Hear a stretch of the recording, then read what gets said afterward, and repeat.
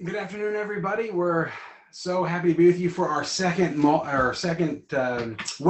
Last week, a couple weeks ago, it's all kind of bleeding together as we've been doing this book launch. We did the Dealing with Diminishers webinar, and we were so happy to have everybody on. But we've got some big news. It's we've got an announcement. Can I borrow it? Are you going to show that? We did Dealing with Diminishers last time, and the book was just coming out, and bam! Bam!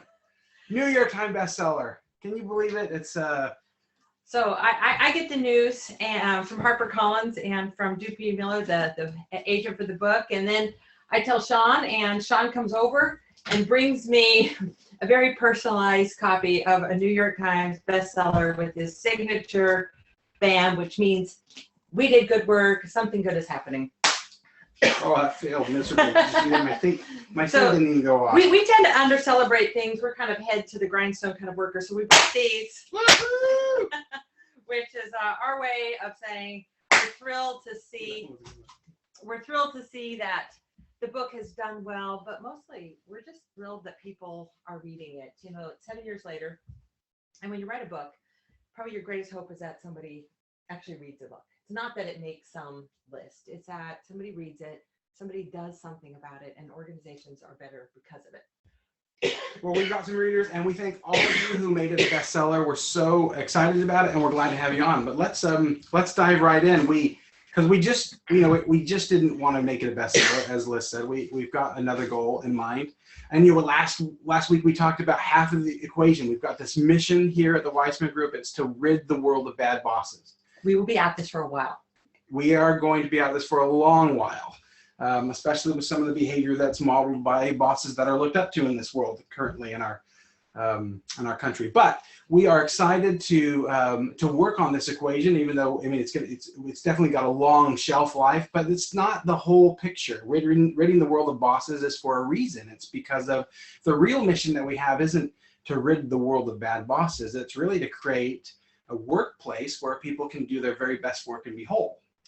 Yeah, and we're thrilled that people are reading the book, but we, despite the fact that we had our little celebration and Shawn brings me over my own personalized copy of the New York Times bestseller, we really can't declare victory yet. There's a lot of work left to do, and there's a lot of work still to go from idea to impact. I had an experience a couple of years ago that shaped some of how I think about this. Is I was going up to Canada to give a talk, and I was going to go speak at a conference of a bunch of CEOs from across Canada. And as I left the airport and went to the conference, I hopped in the car, and the driver said to me, "Oh, we're going to this conference. Are you speaking at this conference?" Yeah. Well, what are you talking about? Well, I never miss an opportunity to share the message. So I told him, well, I'm going to be giving a talk about a leader who's a multiplier and, who uses their intelligence to make everyone smarter and more capable compared to leaders who are diminishers, that they may be smart themselves, but they tend to shut down people around them and suck the energy out of the organization. And we're going to talk about how sometimes this diminishing comes from the very top of our organizations, and sometimes even with the best of intent. And I was explaining this to him. The driver said, I kind of heard him get quiet. And he said, "Oh, well, how do you think that's going to go over?" He's like, "Have you talked to people about this before?" "Well, I have." He goes, "Well, how does that message play out?" Because he says, "I'm not anticipating this is going to go well." He says, "I bet senior leaders don't like to be told that they might be diminishers, or they don't like to consider their diminishing ways." He goes, "How many of them buy it?" Mm-hmm. I said, "Well, surprisingly, it's a really high percentage that most thoughtful, intelligent people can see the deep impact, the crater that diminishers leave, and they can see how much better it is to work for a multiplier, to be a multiplier, and to have a multiplier-like culture." I said, my sense is about 98 out of 100 people sitting in a room would say, "I want to be a multiplier and I want to be part of a multiplier culture." I said, that's not the problem. The problem is what happens after the fact. It's, how many of them go all the way from idea to impact. And that's really where the challenge has been. 7 years later, we know that the ideas resonate. Yeah, so I think about the ending of the book, the first edition, 7 years ago. It's a different ending in today's book. Dramatically different. 7 years ago. Not like it's an exciting novel. It's not that kind of a different ending. Like we don't have a whoodunit kind of ending. I hope there were a few fans out there that said, no, it's really almost exciting as a novel. Definitely not. So why the ending now, instead of just speaking to an individual leader 7 years ago, challenging people to become genius makers, there's a big shift. Well, let's talk about what's different. We end with this, how do you build a multipliers culture? So what changed for you in the last 7 years from the ending of speaking directly to the leader to then now having this new set of research, which is how do you build a multiplier culture? Right. The book used to end on here's what you as an individual can do to be a multiplier. How do you become a multiplier? And the ending now is focused on how do you really build a multiplier culture? And the reason why is I've sat for 9 years with an unanswered question. Mm-hmm. I don't even like sitting for a year with an unanswered question, but 9 years is a long time. Because when we first put this book out in the world and I was working on it and I sat there thinking, what people need is not just a formula, a recipe, or guidance for how to become a multiplier. We really need to know how do we do this in the collective, because we know over and over that we are part of a larger system. And when it comes to leading, we all have roommates, other people who affect our change. For example, if I decide I want to have a neater, more organized house, like my own practices and behavior comes into play in that. But if I have roommates, people I cohabitate with, their practices will affect that and may even thwart my effort. That we really need, how do we do this across a system? So I knew I had the question. I just didn't have the answer because it was a new idea. And so there's nowhere I could go to research who's doing this well, who isn't. 9 years later, it would be irresponsible of me not to share some of what we learned. Do we have all the answers about how we build a multiplier culture, a culture of intelligence? No. I have a fraction of those answers, but we're trying to share what we do know. And we've also seen so many organizations embark, but not make the destination, in some ways turn back from the destination. And I'm thinking of one organization that I think is emblematic of so many more is a small, growing software company. They're in rapid growth, fun place to work. Someone reads Multiplier, shares it with a few people, and they see it as a real linchpin to their growth. Because anyone who's in the startup world knows that you can start a company with genius, with a great idea, maybe one or two founders with a clever idea, but to really create a sustained success and a meaningful organization, you need not just geniuses, you need genius makers. And they could see this. This became the linchpin to their growth. So they gave the book to their managers. They told the managers to read it. They're all on. They're all on. They're on fire about this. They're keeping me in the loop, and they're saying, you know what, this idea of multiplier diminisher, accidental diminisher, like everyone's talking about it. It's the buzz inside of the organization. They introduced it into the new hire their new hire programs, and then they kind of hit a blip in their growth. Kind of the part where like the growth had been really, dramatic and linear, and now they're having to like rethink how they're going up that growth curve and question some things, and they, get little like. So they've hit some walls, they hit some failures, or is it like their growth just doesn't continue at the same trajectory? Like what's going on? The normal kinds of problems that startups have, which is it's easy to grow huge year-over-year growth when you're small, but when you start to get to your teenage years, you're not doubling in size every year, but yet your investors are looking for the demand's same still there. The demand for adolescent-like growth is there even when you're reaching adulthood, and this is a challenge across the whole startup world. They start to then attack these challenges like they're crises, and it's no surprise that it's easier to be a multiplier in times of plenty and times of abundance and growth. But when we hit little crises, it's very easy to revert back to our diminishing ways.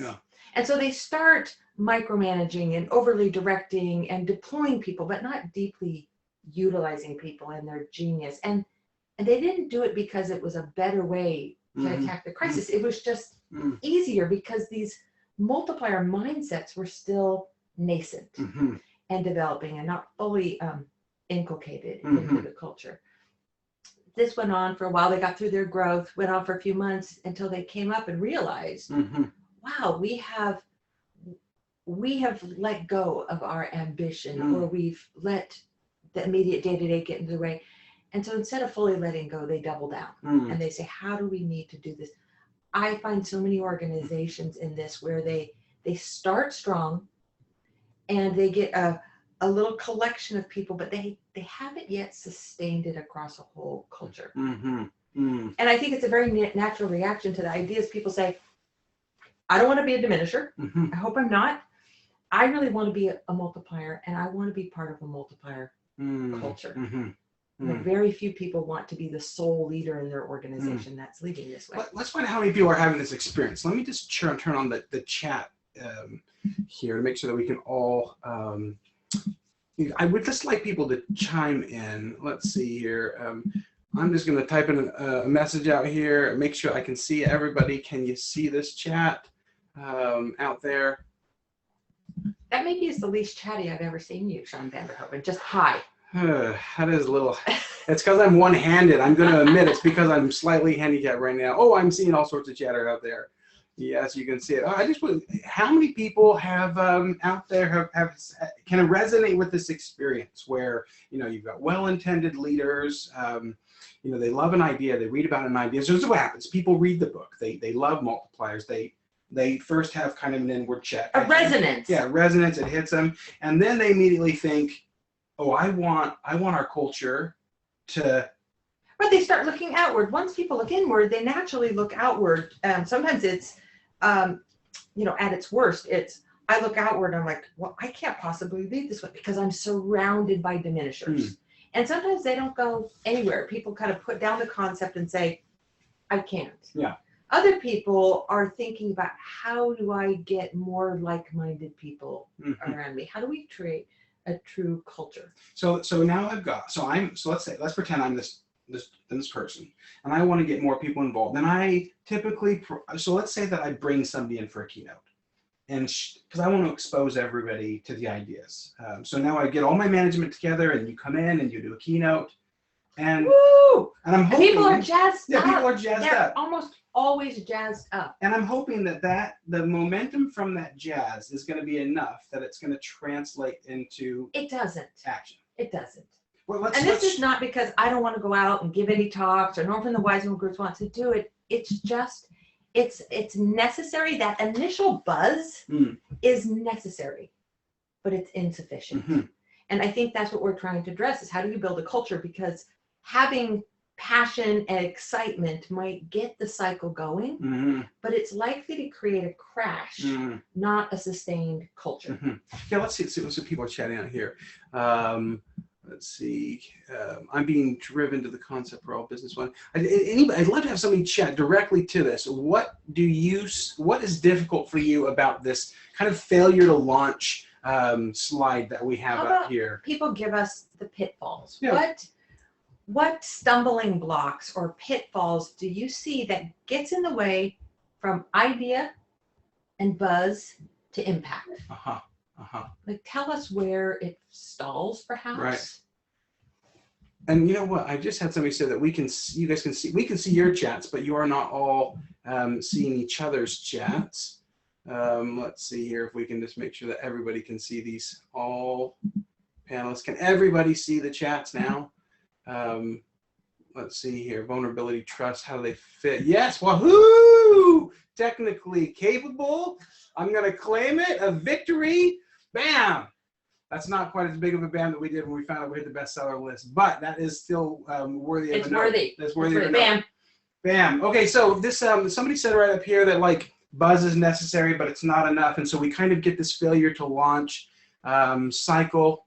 And so the question is, well, no, we had a question, and that was, what are the pitfalls that you all see that where we have the right aspirations, but we want to go to impact?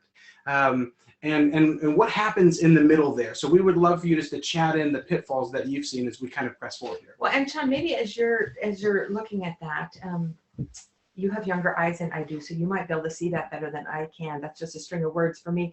But here's what we see. We call this the failure to launch cycle. And I think there's a number of things, and people will tell us what they're saying is there's this initial buzz, people are hyped up, but then they go back, and we all know that the day-to-day grind takes us back. Sometimes we see diminishing actions, sometimes diminishing actions at the top, sometimes diminishing actions from the very people who are telling us that we need to be leading like multipliers, and it leads to this crash. Now, we haven't given up on our aspirations. We're still full of hope. Reality has just sunk in. And so what do we tend to do in those cases? We do the reboot. Right. And, new flavor. Yeah, new flavor. Yeah, and that's what Renee just said. She says, we just kind of move on to another flavor that just came by. We just kind of, see it die. When leaders decide it's too hard, they want to take a familiar and easier road. Yeah, we breathe new life into it. Sometimes we rebrand something, we regather people together, and we're like, woo, now we really mean it this time. And we try to do this, and we end up crashing. And not only does it kill that initiative, it kills, I don't want to get overly dramatic, but I think it kind of kills the human spirit at work, because we start to build apathy. Yeah. And we start to learn that those things that we launch aren't actually going to land. Yeah.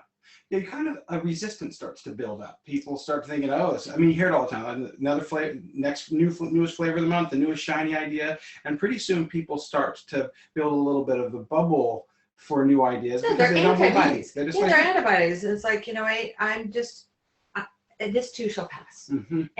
And we've looked at that. We've seen, examples of that, but we've also seen examples of incredible success.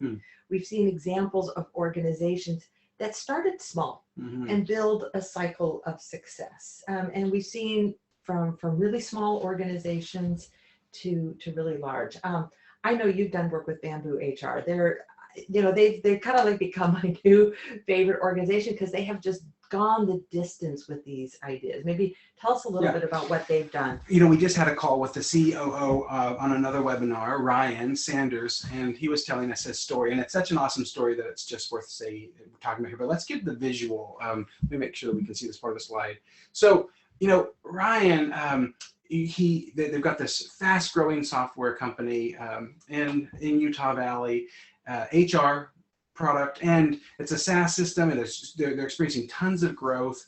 And as they're starting to grow at such a rapid rate, they've never really done it themselves before. Ben's the CEO, and Ryan, they start to feel the strain of the growth, and they start to, they can't necessarily name what's going on yet. It's almost like they get to that same inflection point that other software company got, where growth is easy, it's all upside, and then it starts to get a little bit hard. Yeah, and they were missing something, he said. He said they knew that it was hard, and that there was strained relationships in the culture. There was an intensity that exists, but he didn't know exactly what it was.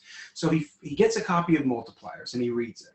And it immediately names for him a lot of the things that are happening in the leadership in the business. And so it also names for them their aspiration, because they were truly multipliers at heart. Yeah, he says everyone still cannot see everyone else's chats. Oh, that is just such a bummer. Some people are just not seeing everybody else's chats. Let's see here. Shawn, why don't you troubleshoot that, and maybe I'll fill in a little bit of what happens at Bamboo to HR. So they convene the management team, and they start with a book talk, and they meet together once a week. There's a rich discussion that is led by their HR leader, and they go chapter by chapter, and they're reading it together, and they're developing a common vocabulary: multiplier, diminisher, accidental diminisher. Ryan and Ben talk not only about their multiplier aspirations, they talk about their diminisher tendencies, because it's so easy for a founder and a CEO to want to will things to happen and to end up with the best of intentions having diminishing actions. And they talk about it, and they keep this conversation going for about 6 weeks as members of the management team. Then they find a spin-off conversation that other members of the extended management team want to continue to pursue it and discuss it. And soon it becomes sort of just the way that they aspire to lead.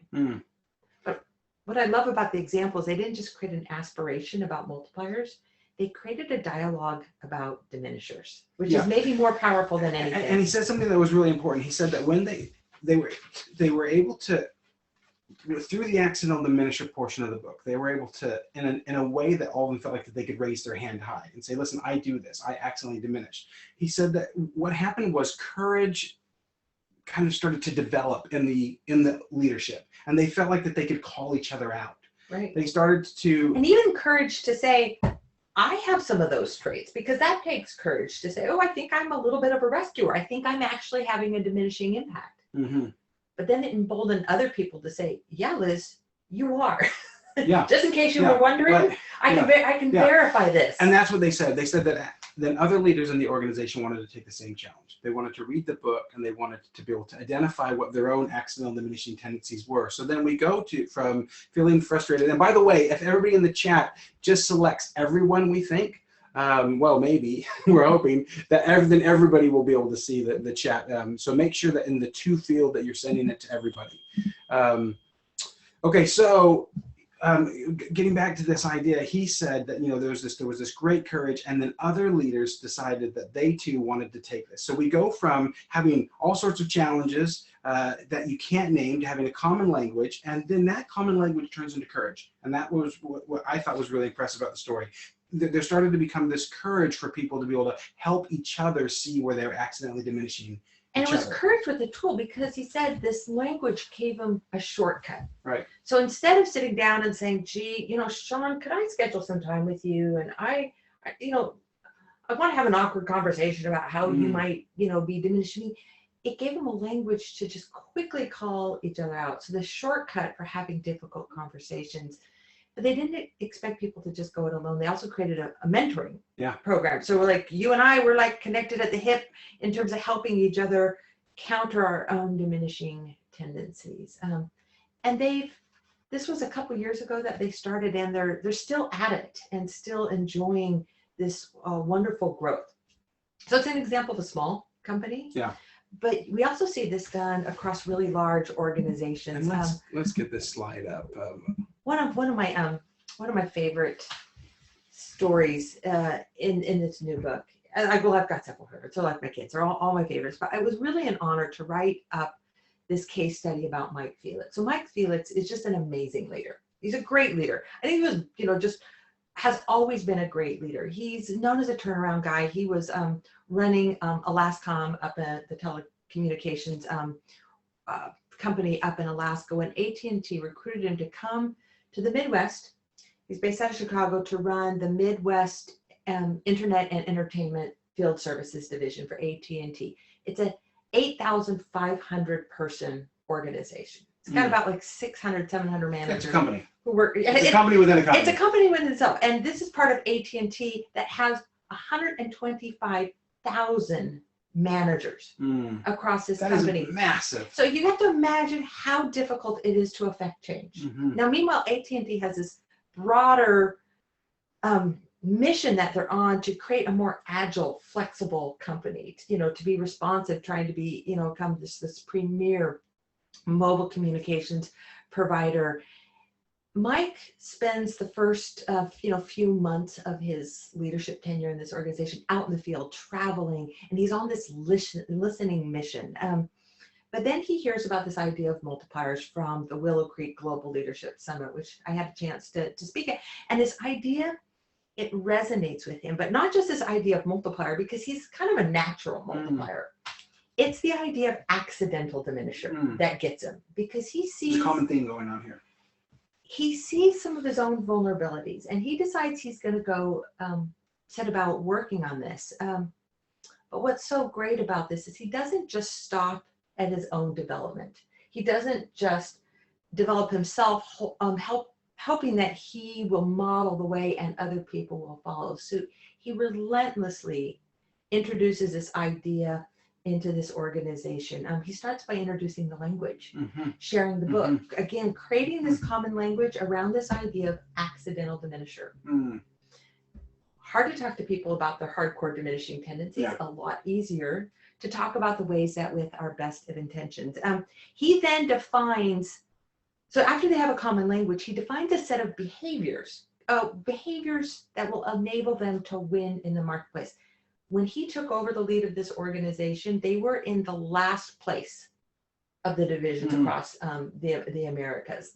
Dead last And place. you have to imagine that if they were in last place, they knew they were in last place. They're losing. They're losing. They're losing. And so the amount of confidence in that 8,500 person team is probably pretty low if you're in last place of a larger business. It's an organization that had been over-managed and under-led. So Mike comes in and he listens to people and he looks at the operation and he defines what are the winning behaviors for this organization. And he doesn't create a big matrix or a spreadsheet or big posters. He writes it on a 2x2 card. He's out traveling and pulls out like one of those little note cards that they leave you in your hotel where you can like write a note but not two notes. And he defines on a 2x2 the winning behaviors. And then he goes around teaching those, not just teaching other people how to be multipliers, owning his own diminishing behavior, asking how he is being an accidental diminisher. They remove people that clearly can't do these things. They remove some of those people from the organization. He spotlights examples of these winning behaviors, these multiplier behaviors in effect. And then he introduces programs, probably the most notable of which is he's a devout mentor. And he introduces this mentoring program where he spends time with all of these managers, helping them build their leadership skills. He gives them reading lists. First on his reading list is multipliers. And building this mentoring coaching, and we're starting to see a theme around mentoring other people in their own leadership awareness. So that was 2002 when he took over the organization. Dead last 2015, they win the J.D. Power Service Award. They are ranked first in all measures across AT&T Americas. And then, we sort of learn about him and he becomes one of our Multiplier of the Year finalists for 2015. And of course it inspires me because he didn't just develop himself as a leader. He built a culture of leadership, of good leadership. And he didn't say, well, I can't do this because I'm part of this larger, massive organization. I have to wait for an initiative to come down from the top. He did it. Yeah. And it's actually part of a larger movement now inside of AT&T to reshape the culture and the leadership culture. If for all of us that have worked with large companies, and when you're in a larger culture, and especially if you're ranked pretty low, it feels pretty hard. Like it feels almost impossible to feel like that you can make a change in the culture at large, but even take control of your own. But I love how you said this at the end. He just didn't like go read a bunch of leadership books and really focus on his own abilities. He recognized that he was going to have to get a lot of people multiplying, and he starts by exposing his own accidental diminishing behaviors, which I think would make me feel like, oh, well, if he can talk about what he's doing wrong, then it's probably safe for me to talk about what I'm, or unintentionally. Because he's already a superb leader. It's, he's fine-tuning his leadership he's already in a range. And he does it in a way that shows vulnerability and shows that even good leaders can become great leaders, and even great leaders can become amazing multipliers of multipliers. And what does that do for the followers when a leader does that? Like, what kind of a space does that create? To me, it says I'm human. And, this is part of what you said, our mission here at the Wiseman Group, we're trying to rid the world of bad bosses. But the reason why we're doing that is we're trying to create organizations where people can be whole, where people can come to work and give all of their capability and use all of their intelligence. And when you do that, these are deeply human organizations. It's almost like just being able to come to work as a human, not as a resource. Yeah, right. Like, I think what we're trying to do is a little more human in the human resources. So Mike is inspirational. I'll have to tell you a funny little story about Mike too. So here's one of my hidden secrets. Although the people at HarperCollins have incredibly talented editors who've edited every word of this book and all that, my secret weapon is my mom. So my mom has edited, pre-edited everything, because heaven forbid I send a messy manuscript off to HarperCollins. So my mom is always my first round editor. So she's read every word that I've ever written. I think it started in my high school term papers. And when my mother read the story of Mike Felix, she said, I was so impressed by this. And I hope that if you're not going to go read this book, read the Mike Felix story in this book. You can find it in the index. My mom read it. She said, I am so inspired by him. And she's like, man, I'd love to meet him someday. Well, I mentioned it to Mike. And so he fit into his travels to come out to the West Coast. He did. Oh, didn't really want to see me. Who do you want to come see? Go see your mom. You want to go see my mom. And my mom was just tickled to meet this really amazing leader. He's a great leader and just a deeply human kind of leader. Let's do this. Let's break down what he did, because in that story there's a lot going on. And so I think that it would be helpful for all of us to just kind of like, what have we learned to be able to see what was going on inside of how Mike influenced and touched this culture? Well, when we set out, I guess about 2 years ago, to really gather up what we've been learning about creating organizational-wide dynamics with multiplying intelligence, we took an anthropological view of it. Like, how do you really create culture? And so we looked at the common elements. I think we've got a slide here. And taking this anthropological view, it's like, what defines a culture? And really a culture is about a set of shared beliefs, shared norms. In some ways, I like to think of culture as simply as it's a set of norms and values, behaviors that tell me how to be successful here. How do I fit in here? Whether it's a community organization, a business organization, what does success look like? What does failure look like? What's going to earn me hero status in this organization, or what's going to get me kicked out of the tribe? Yeah. Because we tend to, once we decide we want to be part of a company, we decide, well, what's going to get me kicked out versus what's going to get me. How do I win? How do I win? And it really is, and Mike developed this kind of 2x2 set of winning behaviors. It's shaping culture. So we took an anthropological look at that, which starts with, what creates a bond between people, what shapes a culture. It starts with a common language. And we saw that in Mike's case. Bamboo's case. And we saw it in Bamboo's case. It was not too long ago that I was having a conversation with John McNeil, this really phenomenal leader at Tesla. He's the president of Tesla and runs the big operation there. And I think probably everyone listening knows of Tesla's big, bold ambitions with clean energy and transportation and revolutionizing the vehicle market. And so they had a huge growth number. I think they have to like triple their already massive business. They're already they've got to pump like 3 times more cars through that factory. They've got to produce 3 times more batteries at their gigafactory. They've got to get 3 times more customers to be able to achieve this mission. John had read Multipliers, which made me very happy.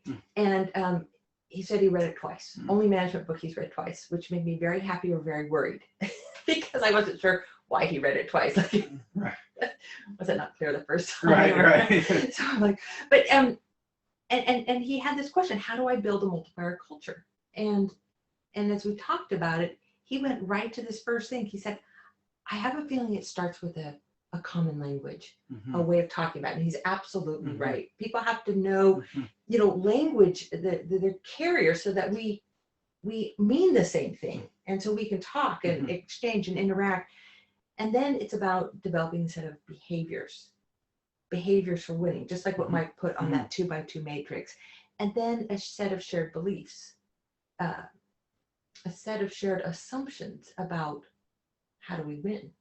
What's good behavior? What's bad behavior? What gets you kicked out? And then as those values kind of go down deeper into an organization, we start to create stories about good examples and bad examples. And we create heroes and we create villains and we create legends and we create catastrophes. And shaping culture, you have to, I like to think of it as simple as, in your organization, who are your heroes? Who are the stories of heroic acts and successes and wins? And does it involve diminishing behavior or does it involve multiplying behavior? Because the hero stories are going to become legend. Mm-hmm. And it's going to shape what leaders do today, but also what new leaders are taught to do. Like, hey, Yeah. Shawn, welcome to the team. Here's how you win here. Yeah. And then, when it's something deep in the culture, it's in the air, it's in the walls, it's just how we do things. Mm-hmm. And so if you want to take your organization from ideas to impact, you've got to go down deep and create deep layers of culture, sort of like deep layers of dermis, in our bodies. So let's take a look at, so if we're aware of this, and this was our goal. Our goal was to try to expose it, to have a basic framework to be able to try to nail down what is culture. And then we set out to figure out what people were doing to impact these layers of culture. So let's take a look at that. In chapter 9 of the book, we gathered these 10 practices that other companies were doing that were really having success, creating new norms, all the way down deep, and new multiplier norms were being created. And Shawn, you helped me work on this chapter too, so you know how hard it was to kind of really figure out what were the active ingredients. Yeah, it was. And one of the interesting things was that what we heard from so many people was we don't know how. We had this kind of flavor of the month problem that we talked about earlier. And so that story that Liz shared about this software company, well, you're all aware how difficult it is to do this, that there was a lot of organizations where they had shared that they had kind of built up this natural resistance to the next set of ideas. They didn't really want the next shiny thing. And so we heard a lot about that, but then we found some real gems. We found some companies who were making a difference, and they were actually getting to this deep layer. And some of them were admittedly deploying more than one of these practices at once, and not necessarily in this order. But let's go ahead and take a look at these. And we're only going to have time to go through the top 3. But let's take some time to look at how have you leaders used these particular practices to be able to impact these areas. And what we've done is we're calling them cultural killers and cultural makers. So the question— And that's your term, culture killers. I was thinking of these as pitfalls. Shawn calls them culture killers, which I think is just a great way of looking at it, because these are the things that kill our efforts to build shared values and shared norms. And then culture makers, which are things that help create shared meaning and value systems. And so Liz is going to share a few that we have seen that are cultural killers and makers. And what we'd love to do is have you even chat in some of these. And then what we'll do is we'll go back through at the end. If you ask some questions, we'll look for some of those questions to be able to address those. So if you can think of a pitfall or a cultural killer, we'd just love you to chat that out. But Liz, why don't you start us off? These are some of my favorite. Okay. Some of my favorite culture killers. And the first is passion, personal passion. Personal passion, we've been taught for years that, leaders should display passion. And, some of us have seen that clip of Steve Ballmer, like at some Microsoft kickoff, just like up there, whoa, and passion. And I think it's what a lot of leaders have been taught to do, is that they need to exude passion and enthusiasm for ideas. Well, here's what we find. We find, number one, it's an accidental diminisher. When leaders are always on, when they are full of optimism, often their very enthusiasm for something is the very thing that saps energy from people around them. It's like they fill up the room with their energy, but there's no room for other people to meet their level of enthusiasm. So, leaders who are absolutely passionate are prime for diminishing themselves, to becoming diminishers themselves, and they tend to be culture killers because it creates this big hype that can't be sustained, and then you ride down that hype. When leaders are a little more dull, a little slower, a little less ambitious with what they take on, it actually sustains a culture. So instead of personal passion for an idea, create a common language. And the accidental diminisher is probably the best one. Yeah, bamboo was a great example of creating a common language so that they can talk about it. AT&T built this common language. The second, I think, real culture killer is something not only do I see organizations do this a lot, I have done this as well, as that is competency models. What so many organizations want to do is they say, and I think it's because of the change that's going on, all the change swirling around us, that, we are constantly trying to define the winning behaviors. Here are the skills that leaders need, and a lot of organizations build elaborate competency models, and, maybe at best it's 5, but sometimes it's, here's our 25 winning behaviors, and let's build 360s around them, and let's build leadership. I have done this back when I was at Oracle. I'm pretty new to running the global talent function. One of the first things I did is I commissioned a project to define the competency models for first line managers all the way up to executives. This is back in the early 90s. We spent $250,000 doing this. That's just on external costs. And I feel like I need to go on record and say I wasted $250,000 of Oracle's money. And I can say that knowing that I don't think Jeff Henley, my boss, the CFO, is on this call to hear me absolutely admit this. I'm very sure Larry Ellison is not on this call listening to that. But I think we knew that because we built these beautiful models, and the only people who really cared about them were the training professionals, the curriculum developers who used them to build training programs. But what manager really wants to be told, here are the 25 things that you need to be doing to be successful? Yeah, what does that mean to people? This list of all of these things. It's overwhelming at best, but defeating, I think, at worst. And what we find is a lot better than introducing a competency model is introducing a leadership ethos.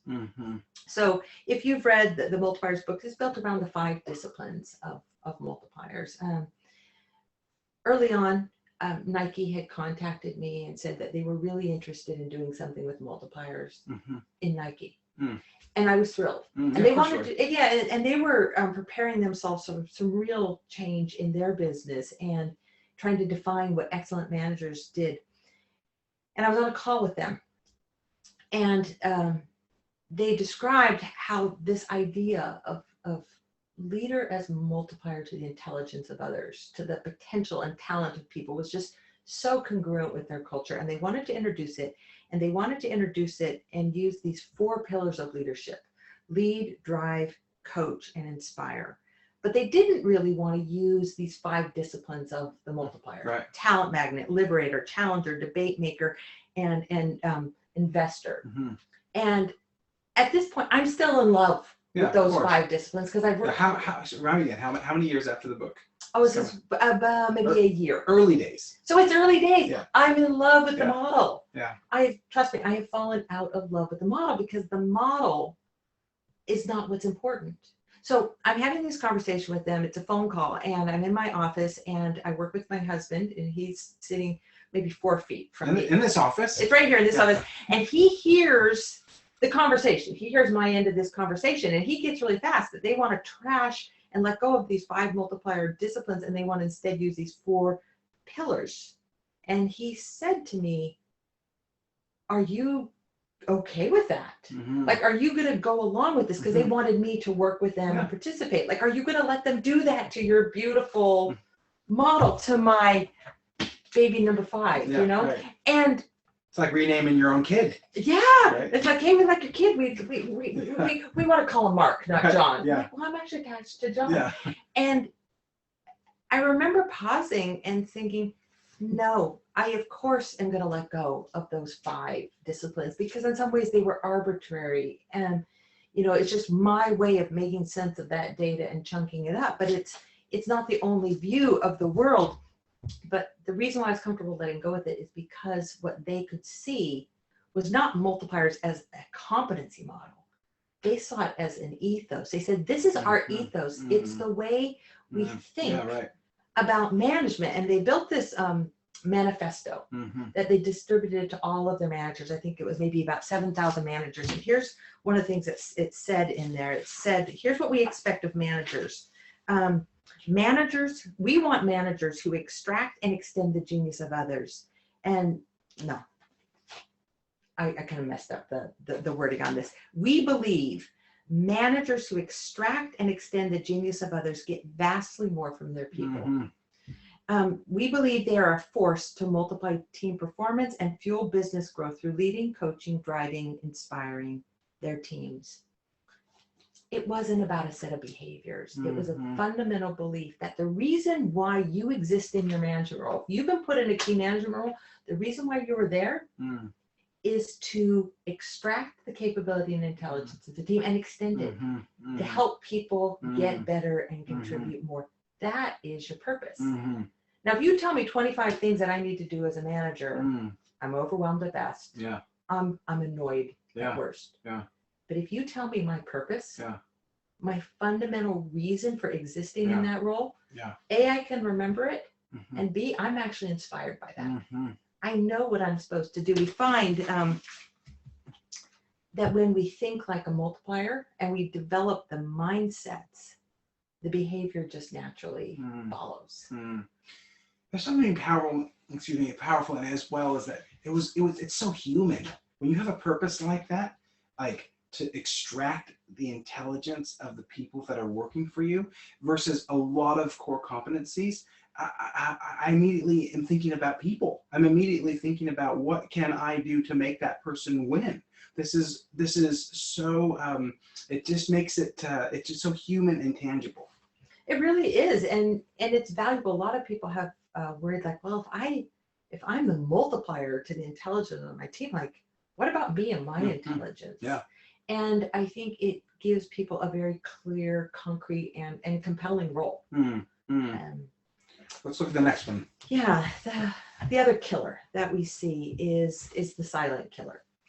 It's the quiet tolerance of diminishers. I think I've let go of, not only have I let go of the need of a competency model, or I'm just very suspicious of competency models, I've also let go of this notion that there are diminishers and multipliers out in the world of work. And I have since come to see that really there's sort of a diminisher lurking in all of us. And maybe this is autobiographical, maybe because there's a diminisher lurking in me, and certain situations tend to bait my diminisher. We talked about that in our last call. So diminishing is inevitable.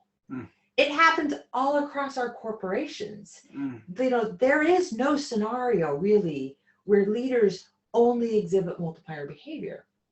There's only a scenario where leaders exhibit that most of the time, or where leaders intend to do that. But we're all human. It's back to creating really human workplaces. So that means that diminishing is inevitable around us. And I think it's what we do when we see it really shapes a culture.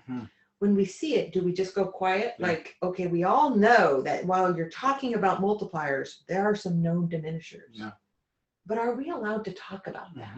Or we may have an aspiring multiplier who's preaching multipliers, but actually is exhibiting diminishing behaviors. Are we allowed to talk about that? And what I find is that the organizations that go the distance, that actually build a shared set of norms, a culture, are the ones that not only talk about multiplying, they talk about diminishing. And it's a conversation that's legit. It's a conversation where I could be like, dude, you're having a diminishing moment. Or, wow, that person is a known diminisher. I wonder why we still have them in the organization. Or I wonder where their genius and skill set can be better used. And in both, with Mike Felix's leadership and with Ryan Center's leadership at Bamboo HR, what was magical in both those stories was that people felt like that they could have that conversation out in the open. And I interviewed during this process several people at AT&T, and they said the most meaningful thing for managers that was said over and over and over again, these people working in the university, they said that people reported, I felt like I could finally say the diminishing things that I was seeing, and it was actually laudable to speak up and to say those things. I mean, you think about the difference, and she was explaining this journey that she had been on, being in an AT&T where she wasn't allowed to really speak up at all when someone was being diminished. And if she did, she felt like that she was going to be in trouble, or maybe this is, get kicked out of the tribe behavior. And she said it went from that to being, I'm encouraged and lauded for calling out diminishing behavior. And for that to happen, for that conversation to happen, senior leaders have to not talk about multipliers. They need to talk about their own diminishing tendencies. When they do this, they not only encourage other people to talk about the diminishing tendencies in the organization, they encourage other people to talk about their own. Like, it's now a safe conversation. Like, it's safe for me to confess a few of my diminishing ways, and you can't eradicate it unless you can talk about it. Just, we can all see it. The real secret is to talk about it. You see, there's a common theme in some of this. It's about not just starting a conversation, it's continuing the conversation. And having the language to continue the conversation is such an important part. You know, somebody requested that we just go back to this slide to be able to take a look at these 10 practices and to be able to think about them in context to what we're talking about right now with pitfalls that you've seen. And I'd really love to hear. So what are some of your favorites? Let's hear. Well, what I want to do is I want to see if everybody can see my, okay, there it is, my with my left hand. If you see, I would love to see what are a few pitfalls that you've if this is working, if this isn't working, we're going to know right now that I failed again in the technological configuration of the chat feature. I see nothing coming from anybody. My favorites. My favorites are, I think it's this idea on if you can spotlight multiplier moments, when we get down to the heroes and legends part, you have to already have a common language to spotlight what it looks like when a hero is acting as a hero. So to me, if you think about in an organization, how do you reward the right behavior? There's a lot of thought that has to go in that. There's a lot of consciousness that has to go into that. And if there's one thing that I think that is so damaging in an organization, it's when the wrong things are rewarded. Right. When a leader can lead as a diminisher and they're rewarded for this. So the antithesis of this one is really nasty. Yeah. Because it encourages people to feel like that. I mean, we kind of have this in Silicon Valley where you get the boys club that kind of, grows up in these cultures where there's a lot of nasty things that go on, and not as that, and they just don't go on. They're rewarded. And so if you can do the opposite of this, if you can spotlight multiplier moments. I was actually just on the phone today with Eastman Chemical, and they're highlighted in the book as a group of executives that recognizes they needed to use this language to get down to naming what the behaviors were, and then to be able to spotlight those and reward those. And so they had these multiplier moments that were built in some of their meeting structure. And what people that we interviewed said was, it just made them recognize the way that I win is by acting that way, which was multiplying. And this is, I think, one of the most important aspects of building this into your culture. Well, and rewarding it. Boy, I can't count how many times I've been in conversations in the corporate setting where people said, well, that won't work until we can reward that behavior. And what that tends to mean is when we can pay people to do it. And people often will try to go after the comp systems. But once a comp system is created, people figure out a workaround to that comp system. And so it's not that they don't play a role, but there are many ways to reward behavior. And the ones that we saw didn't have elaborate compensation systems.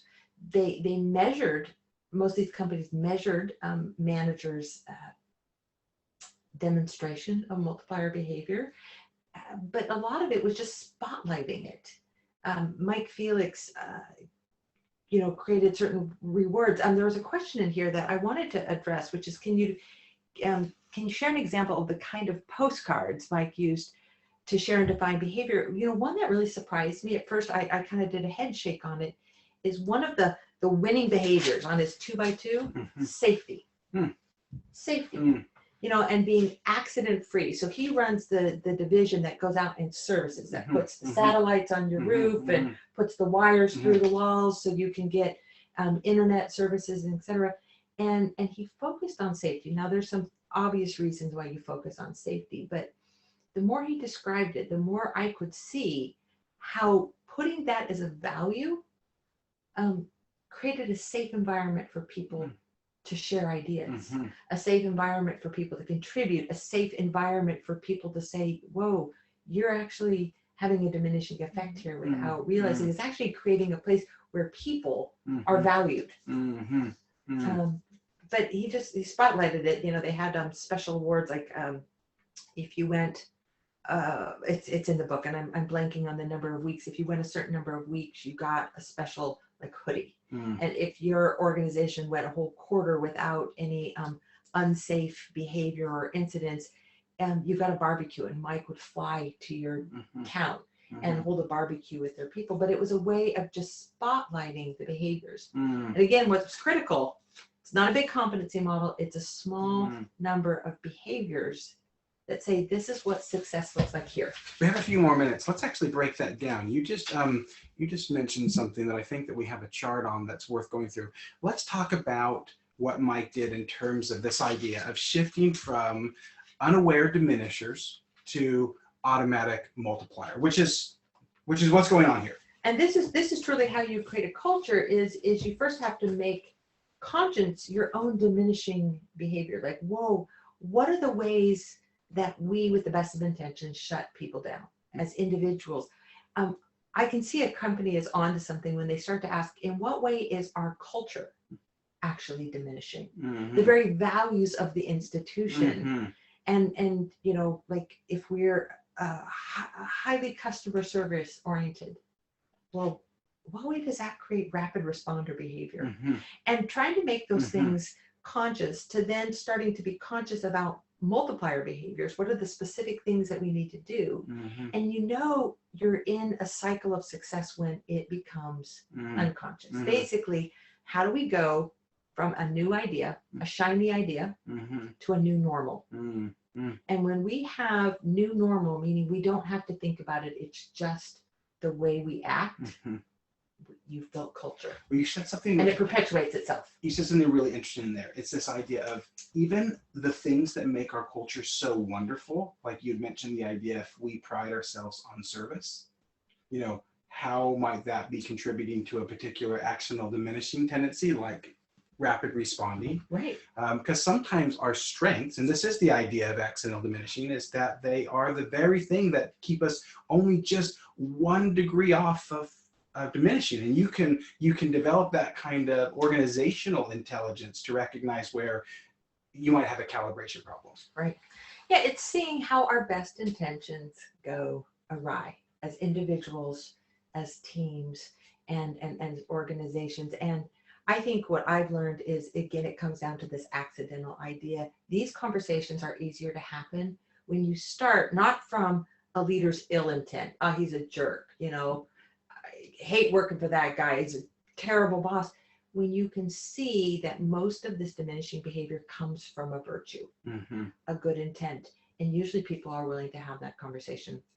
I think we are just at our time. Maybe a couple final thoughts.